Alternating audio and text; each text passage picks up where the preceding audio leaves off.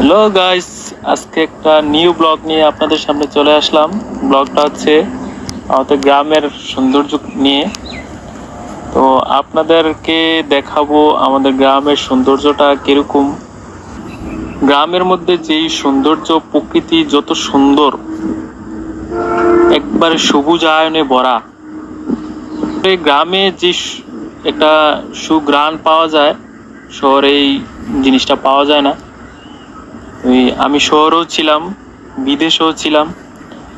তো বিদেশের আবহাওয়ার সাথে গ্রামের আমাদের বাংলাদেশের আবহাওয়ার অনেক ডিফারেন্ট। আপনি যেদিকে যাবেন শুধু সবুজ আর সবুজ, মানে মুগ্ধ হয়ে যাই। তো আজকে আপনাদের দেখাবো আমাদের গ্রামের সৌন্দর্যটা। তো